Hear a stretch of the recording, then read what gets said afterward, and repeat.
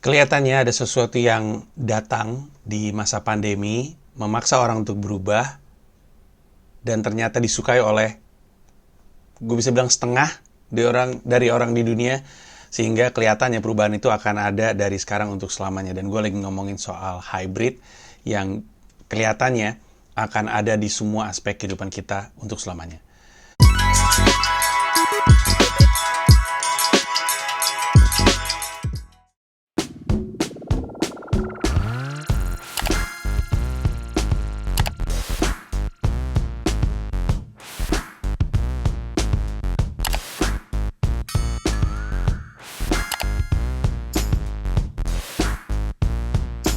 Disemprotnya pakai kata-kata bukan pakai disinfektan gitu. Iya. Untuk dianggap puas, jenazah yang udah beres mesti angkat jempol dulu. Ya, itu bagus tuh. Sederhana, singkat, dan bagus. Tugasnya Gilang sekarang mencari contoh kasus dari pihak lain. Misalkan teman saya atau salah satu klien kami. Ini aja gue bukan ngelawak aja dianggap dark jokes, dimana gue ngelawak gitu loh. Oh, sekarang dia tukang bully yang senang mengajar. Lucu banget dah murid-murid gue nih hari ini, kocak dah lu semua dah. Nah, ini pembahasan yang sebenarnya udah gue tunda dari kapan tahu, lagi mencoba untuk melihat apa yang ada di kedepannya nanti, terutama dalam konteks hiburan. Berkali-kali berulang dan diprotes, tapi kelihatannya tetap dijalanin. Tadinya dilakukan oleh kayaknya Warner Brothers Studios waktu mereka ngerilis film Dune di streaming dan di bioskop secara bersamaan. Gue lupa filmnya apa aja. Tapi yang gue tahu, Black Widow juga kemarin seperti itu, rilis di bioskop dan juga di Disney Plus untuk Disney Premier Access pada saat yang bersamaan, diprotes sama bioskop. Terus udah gitu, The Jungle Cruise yang tadinya adalah wahana di Disneyland, akhirnya dibikin film. The Rock yang main, itu juga rilis di bioskop dan rilis juga di Disney Plus di Disney Premier Access. Terus udah gitu kemarin kita ngelihat juga film-film seperti Space Jam yang juga rilis di bioskop tapi juga rilis di kalau gue nggak salah HBO Max. Terus Wonder Woman juga kemarin. Terus Mortal Kombat juga kemarin. Terus Matrix 4 dan berbagai macam lagi. Apa yang terjadi? Apakah bioskop dirasa tidak akan kembali oleh studio kayak Disney dan juga Warner Brothers Studios atau yang lainnya? Kelihatannya tidak. Ada era yang baru datang. Ada dunia yang baru datang dan itu adalah dunia hybrid. Yang terjadi dengan pandemi adalah memaksa orang untuk mengubah bagaimana cara mereka biasanya menikmati hiburan film. Yaitu yang tadinya biasanya produk basicnya ya, rutinitasnya ke bioskop, lalu OTT streaming service, OTT itu over the top streaming service, jadi cara untuk mengisi waktu luang. Sekarang jadi cara untuk orang nonton film baru, karena selama pandemi dirilis tuh film baru tuh, dan ternyata pembicaranya tinggi dan sebenarnya kan secara matematika tentu berubah, tapi semua bisnis di dunia juga berubah. Ketika CD penjualannya udah mulai turun, langsung berubah ke streaming gitu. Industrinya tidak mati, tapi industrinya berubah format.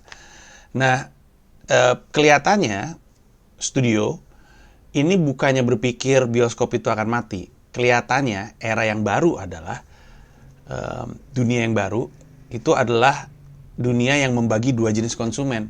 Yang akan senang experience akan perginya ke bioskop, yang cuman pengen nonton film akan perginya ke OTT streaming service. Sesuatu yang juga sudah kelihatan dari dunia event. Yang akan jadi basicnya adalah streaming, event streaming, berbayar. Dan itulah yang kami lakukan di comikacomedy.club. Makanya kami rutin bikin event. Salah satu yang paling dekat ini adalah acara amal antara Comika Event dan Stand Up Indo, namanya Stand Up Indo COVID, diisi oleh komika-komika yang dirinya atau keluarganya terdampak sama atau kena COVID. acaranya amal untuk beli oksigen, ketersediaan oksigen di seluruh Indonesia. Tapi setelah itu juga masih ada banyak event-event berbayar lainnya. Nah, kenapa kami bikin Comika Comedy Club? Bukannya karena orang nggak akan pergi ke acara off-air, orang akan pergi ke acara off-air. Justru mereka sekarang akan lebih menghargai karena mereka kehilangan selama ini. Sehingga orang yang nonton event off-air adalah orang yang pengen experience event. Tapi kalau cuma pengen nonton event, maka nontonnya streaming. Persis seperti yang bioskop itu tadi. Yang berarti konsumennya kebagi dua. Konsumen bioskop ketika pilihannya ada di bioskop akan berangkat ke bioskop. Konsumen streaming, walaupun ada pilihannya di bioskop, akan tetap di streaming.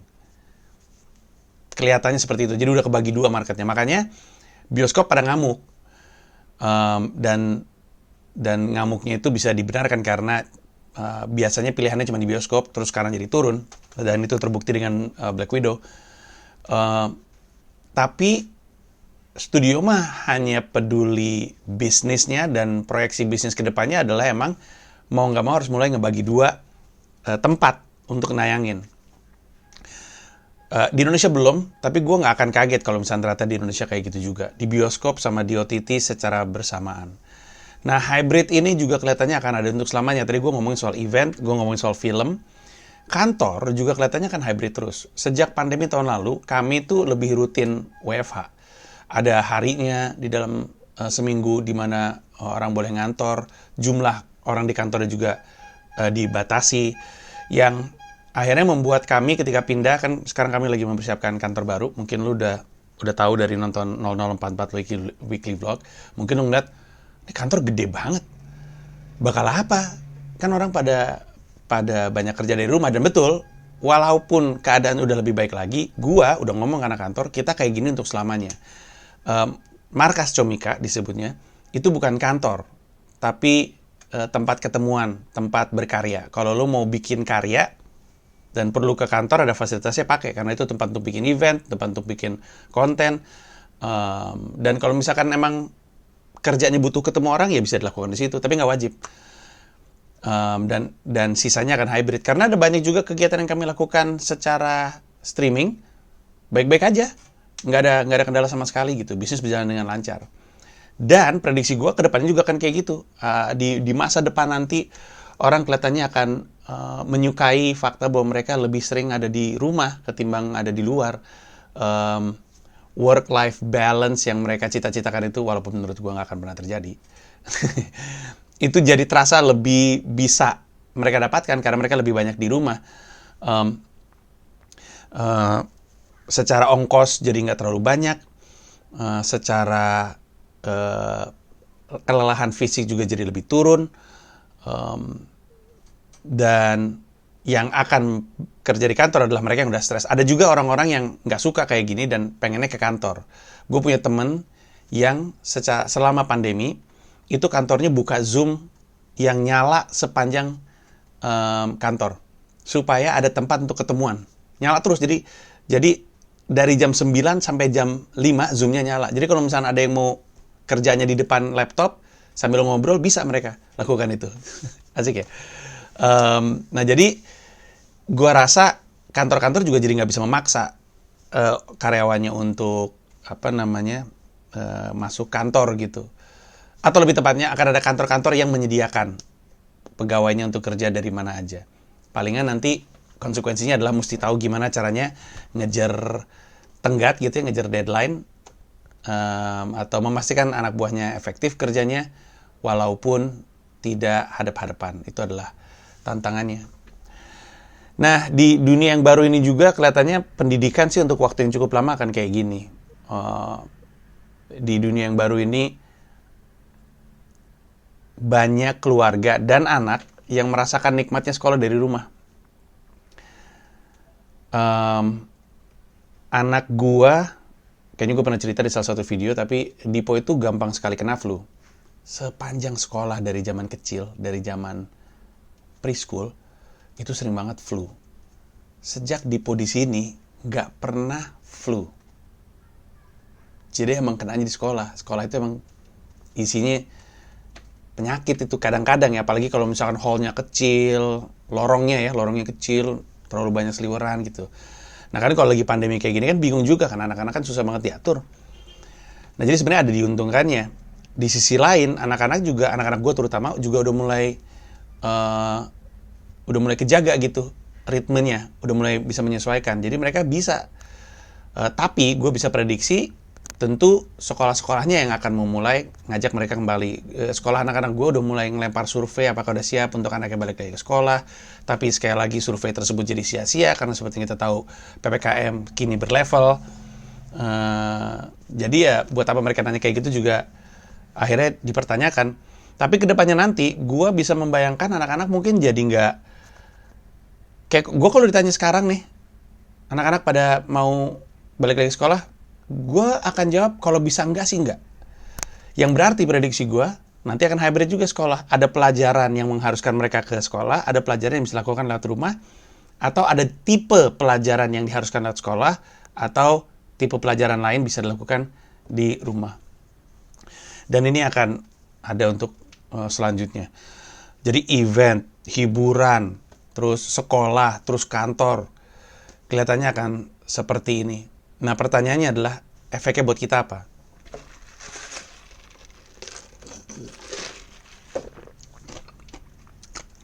Efeknya buat kita dan buat bisnis secara umum berarti ini ada kaitannya.